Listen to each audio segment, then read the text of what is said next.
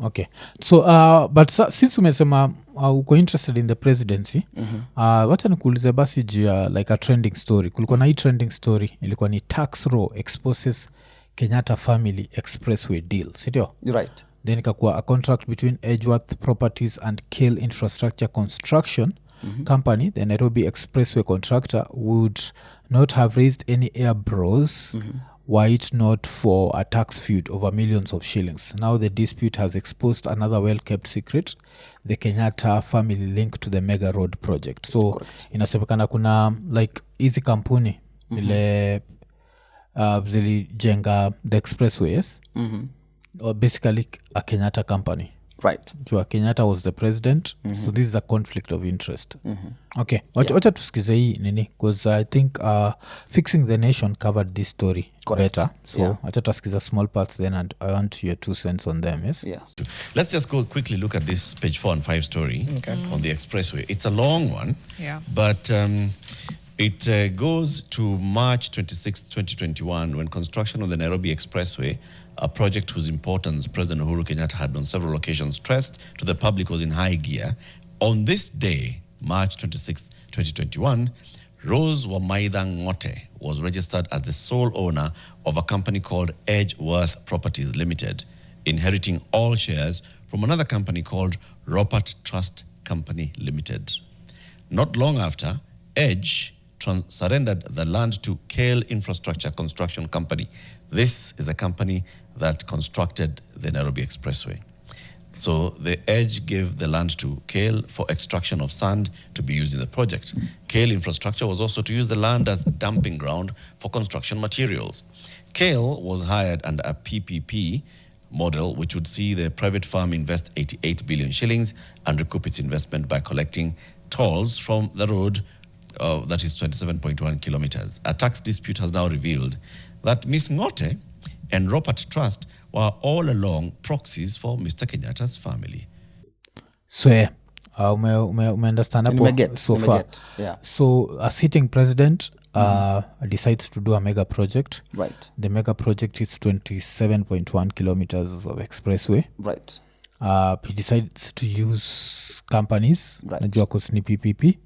So tunatry kuonyeshana kama the Adani deal. Remember the Adani deal where it was a PPP? Right. And kwa sababu hiyo ni public-private partnership.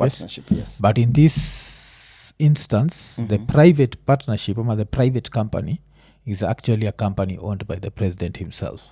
So his family. So of course they are trying to make profit. Najua they are not looking out for Kenyans, because if it's a private company, I'm trying to make as much profit as possible. So that's the first part. Then, right. Yeah, wacha tuendelee kidogo. This juxtapose it with around the same time when President Uhuru Kenyatta was actually saying that we need to have a law called the Conflict of Interest Bill, which was seeking to block government officials and their close kin from enrichment through public projects. The nation could not establish the exact amount of money that the Kenyatta family earned through the sand deal or specific quantities of the construction materials extracted from the land, but a tax appeals tribunal case indicates that in 2022 alone, Edgeworth Properties declared dividends payable to its sole shareholder, NK Investments, as 1 billion shillings. Yeah. So far? Let me say we keep it here. Just keep it up. Tusiende outside. Let's just talk about this one deal. So this deal, I want to say this, and it's the highest time that Kenyans, we also begin to change from the smallest scale. Yeah. And I want to say that unless contemporary issues are coming out, new generation coming in, who are not selfish, are coming in. What has existed before, I would want to attest that 70% of Kenyans, basically even 80% of Kenyans, given the same opportunity, they might even do worse. In this case, the president today, Dr. William Ruto and his government, is doing worse than what it was done. For example, the housing levy. Do you know they would have used the same model, for example, to have even the housing project, so that now they do not have to oppress the Kenyan people. They can make the money, and government make the money and get the money to pay other people before even, or other than oppressing the Kenyan people. So the Kenyatta's family who saw an opportunity, because also I can't even take it directly because, politics is politics. How do you know somebody is a proxy of a company? So these are the information that we cannot substantiate. So what I tell is I can even take it as an attack, probably to the previous government by this government. I don't think so, because I think the part where I'd take is an attack, but I also think it makes sense ni kitu kama Northlands inasemekana ilitengenezwa na pesa ya Eurobond. Correct. Naunga Eurobond, the person who made us know about Eurobond was Raila. Correct. So hizi ni, but Raila when he started eating, even with the previous government, alienda pa menyamaza. But with Eurobond, we lost like hundreds of billions of shillings, yes? Right. If you look at Northlands, that's a whole city. So easy billioni, they don't go into thin air. They go into People's pockets. like people's pockets. Right. But the problem with them is we as a country, we as civilians are left to pay for them. And how do we pay for them? Through punitive taxes. Right. And through such things. Right. The reason why this expressway thing is annoying is the fact, number one, tunajua the budget was inflated. Sindio? Correct. Apart from the budget being inflated, now we understand this person who inflated the budget, let the budget be inflated, must have benefited from the inflated budget, and apart from that he's now benefiting from sisi every time tunatumia hiyo expressway bado anatengeza pesa, but to make even matters worse, they still don't want to pay taxes Right. on the money they are making. You understand why it's layers Yes, and it's layers layers and layers of and things. as much as mtu anataka kusema maybe the previous government, I don't think Ruto is fighting him because Ruto mwenyewe pia na commit his own crimes so kuna msa alisema I think akwasema these people given a chance they'll always protect themselves. If you give Ruto a chance to choose between a Maraga presidency Or even yes and whatever and our Ruto presidency, Kenyatta will always choose Ruto and Ruto will always choose Kenyatta because it's a system and the system has to support itself. Right. But wacha tuendelee na hii article bado, so nataka tu stick tu na hii story naielewa nakushika without diverting. yes Yeah. okay. Dividends. Corporates usually set aside between 35% and 55% of their post-tax profit to pay dividend. That means that Edgeworth could have earned revenues of between 1.8 and 2.8 billion shillings in 2022 alone. Mr. Kenyatta's spokesperson, Kanzedena Mararo, did not respond to the nation's queries on the possible conflict of interest in this maneno of Edge, Kale, Robert, and all. Kale Infrastructure did also not respond to the queries on how it narrowed down on Edgeworth Properties as a supplier and whether it was aware of the ownership. NK Investment, which is the sole owner of Edgeworth, sits at the top. So NK Investment. Unacheki vile mpaka hapo anchiki reclative yuko speechless. So after kusikia hivi that the government the spokesperson wa Uhuru hakuongea. Na tunaongelea 1.8 billion. Do you still believe that it is a political attack? Because I think that if right now, if you are innocent, right, and there's an article that's misleading people and saying you own this company and you don't own the company and you have 0 shares in the company, if your spokesperson is called, will they refuse to comment? Will they ignore a chance to comment on it and dismiss the rumor before it blows up into something else? Unajua kitu moja bila kwenda mbali sana. Kitu mimi najaribu kufanya kama Patrick Osoi. Yeah. Kwa sababu nimetrainiwa kitu inaitwa psychological operations. Hii ni kitu watu kaa chini wana craft narratives na wana sell to the public. The reasons why I cannot trust anything from any person who has sat in that parliament or who has been in power, yes, is because of one thing. They will always politicize what they want to politicize. If it's about the Kenyatta's family, for example, why should we not start from the foundation of this country to do audit of every person who has served in any capacity of the government? So when I'm saying that it could be a political gimmicks, One, because I cannot trust of the government of the day. I cannot trust even the previous government. I cannot trust any other existing government because, one, I have been in the system and I have told you why and what these people have been doing is just to use the Kenyan people and to evade taxes, to steal from Kenyan people. Not even that. This one is just a small thing.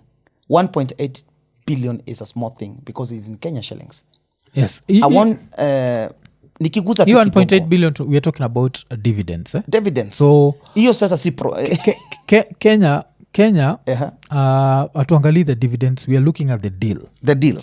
We are looking at like how much the expressway cost. Right. And don't forget the expressway was inflated.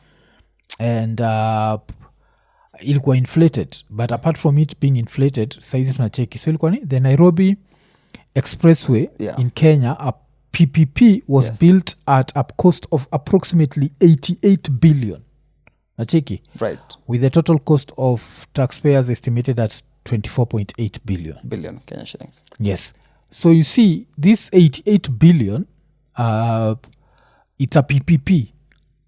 So at the end of the day, it's Kenyans who are going to pay for the whole 88 billion. Also, watasema that, no, it's not that way. But every time you use the road and this money goes to private pockets, you are paying for the road. You're literally paying for the road. I want to correct something. When people use PPP method, it is not directly a burden to the Kenyan people. It is only that the Kenyans will not benefit from the project. It will benefit certain individuals. So the PPP model being used appropriately, it is a good thing. Even borrowing, it is a good thing if it has to do a productive project. So in this case, I want to say this, that these people, it will be a PPP, but in the books, it will be written as if it is a loan that Kenyans have to pay. And that is why we say budget and corruption. And that is why I, as Patrick Osoi, the reasons why we are running for office to have the government system is to end such things in the government system where people budget corruption. This road, I can tell you for a fact, you might be seeing the treasury money coming from government exchequer to pay a loan that was not a loan. A PPP, privatization of anything, it means that me as an investor, I will come tell you that I want to install this studio. And I want to benefit from this studio for 2 years, and you'll be taking small thing, I'll be taking the larger percentage. That means you'll benefiting, but not in the magnitude that you're supposed to benefit. So the fact is that PPP approach is not a bad thing. But what the Kenyan people do, they will have the PPP and still have it in books as a loan where Kenyan people have to pay it again. Yes, ndio nakwambia, cause kama hii ukiangalia hivyo ilikuwa it was supposed to so kulikuwa na hiyo Nairobi Expressway cost breakdown. Right. Initial cost 65.2, final cost 87.9. So that means we spent an extra 22.9 billion. So even when we are told that the taxpayers it cost 24.8, because remember it's a public-private partnership, so the public had to contribute. Right. You have to think about it. Most probably this cost, okay, of course this cost was inflated. Right. So since this cost was inflated, and by the time unasema hatuilipia, tunailipia, because every time that you use that road, right, and that road's price is inflated, because let's even start with the 65.2 na tuende kwa 87.9. Right. That's over 35% increase. Remember, like originally when for 65.2, now you're talking of 87.5. Right. That's an extra 22.7. Yeah. 22.7, maybe quick math, comes to around 35%. Just above that 5%, 65.2. Right. That's an extra amount of money that we used. So, hii time yote ukisikia, first of all, tulienda over budget. And apart from going over budget, one of the companies ile ilikuwa involved ni company ya president. Right. You know how like there's so much conflict of interest that in any reasonable country that those companies should take losses. The government should just continue now. Tunachukua pesa yote expressway na tunaitumia kunini, because I'm sure road, I'm sure it did not cost 88 billion. I'm sure most of this money just went into individual pockets. Kabisa. And what is sad is the fact that hawataki hata kulipa tax. Manze. yani umeiba na utaki hata kulipa tax hata kwa money laundering kile uhappen hiyo mtu uiba Lakini alafu unaosha na tax unacheki hiyo hataki hata kuosha na tax and this ile is kitu nacheka ni kuwa baze yani umeiba bado utaki bado kulipa tax alafu kitu nataka niseme ni kuwa unaona doka hiyo for example awase vile wameiba they don't want to pay the taxes one the highest impunity that nishaiona hii country yani iko nao ni vile wase you tumia such avenues you want to use the government and watu wanasemanga ni gava tu hata the youngsters pia na blame watu wakiajiriwa job wanasema ni job ya gava hata inanga story mingi unaweza toka anytime so productivity in the government sector is manzi very minimal so what I would want to suggest is that this country has come to a point whereby we have to do accountability and transparency and audit of even procurement of things that are being procured for the citizen. If it is these gloves, what is the market rate for this glove before even the procurement process is started? So when you come with your prices, we already know the market rate. What we are going to check is the quality that you have. So what we don't have in this country is that you have hand wheelbarrow cost 100 and something thousand. Yes. You have hand a pen costing 10,000. So what I want to say is that we are in a country that jokers run this country, and we have to fix this country. We have no alternative. And the fact that what we need to have is selfless people. And wacha nikupigia hesabu ya haraka. Do you know how much do you have to steal to be enough? If you have 2 billion saizi, 2 billion Kenya shillings, you invest them in money market where you are earning at least 15%, for example. Per year, you are gathering 300 million. If you use 200,000 every day, per year, utatumia less than 100 million. So that means with the 2 billion, your generation and generation to come, they don't even have to work. So my question is, what is enough for these thieves? How is enough for these people that are here to steal, loot, and make sure this country is to its knees? Because mazee, wezi niambia manze kila siku duno saizi, the intelligence says that pesa inatoka this country 2 billion every week. Ukienda pale JKA kuna mtu huku kwa JKA ako kwa hii gava, you have 2 billion every day to leave this country. Let me surprise you, and I want to make it very clear. They can take it where they want to take it, but what we are going to do in this country is to do an audit that has never happened. And if there be any person staying or stashing money offshores of this country, we are going to go for those money. That money has to come back. And the reason as to why today we do not have money, cash flow in the market today, is because people have either put those money in fixed asset. Mse ameiba pesa ameweka hoteli. Mse ameiba pesa amepeleka maju.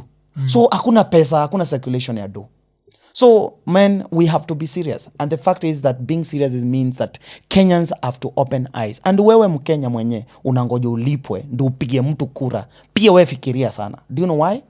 If somebody pays you 1,000 bob or even 10,000 to vote for them, if you divide that per year, is actually 2,000 Kenya shillings per every year. If you divide that per day, is 50 bob. Kama alikupea dhao moja ni sumuni. So are we ready to auction our country that to get people to pay us, vote them in, continue looting billions and billions of money, and we continue being poor Kenyans? We are not going to accept that. We are going to have a model, actually, to make sure that if somebody comes to give you money, please take them very fast. Tell them, you know what? This is what you stole. And don't vote them. Because nobody is here to work for you and come give you money. It is not, he is not your mother. He is not your father. So what we want to do is also the citizens of this country need to be serious. As citizens unanielewa? So tusikuja kucomplain baadaye tunasoma magazeti vile wasio wametuibia. Na sisi wenyewe ndo tuliwapea chance. Na tuliwapea chance aje? Walitupea do. Walipotupea do, tukawapea chance kuingia into power. And let's even give the example of Nairobi. You need 450 million to become the governor of Nairobi. Do you want to tell me you can spend 450 million to become a governor? How prestigious is it to be a governor? Do you think I can spend what is provided by the constitution is 2 billion. To be the president of this country, you are supposed to have a budget at least of 2 billion. Yes. Do you think I can spend 2 billion that I can invest to make sure that my generation and generation to come will never become poor, to just give to people to vote for me? How prestigious would that be to become the president of this country? So what I'm also saying that the citizens of this country, manzi, tukue serious. Kama tuko ready ku auction our country, wacha tukuleo dobas to auction. Kama you're not ready to auction your country, pick the money because it belongs to you. People have stolen from us. They don't pay taxes, as you are seeing today. They have stolen billions and trillions of money. Today, I'm not fearing to say, and the records will come out. The government of today, Dr. William Ruto, they have, between when Kenyatta got into power and when he has gotten into power, he is in trillions. Yes. So we have to be serious. And let me tell you, my brother, and I'll say it very clearly. Siwezi and my presidency, my candidature, I cannot be scared or threatened by somebody whom I know that they are here to loot the country. And two, they are not even training equally. And if somebody wants me, even if it's Mokromen, call me in your office, I'll come. If you want to deal with me in person. Even if it's the president of this country, Dr. William Ruto. If we have to speak the truth, we have to speak the truth. If people are looting and stealing from this country, we have to speak it out. If people are not accountable to the people, who in this case is constitutional mandate for them to be accountable, then what are we saying that people are taking anarchy? Let me tell you, anarchy is a form of government that is formed when the people in authority misuse the authority. Okay. And it works for the people at that given time. So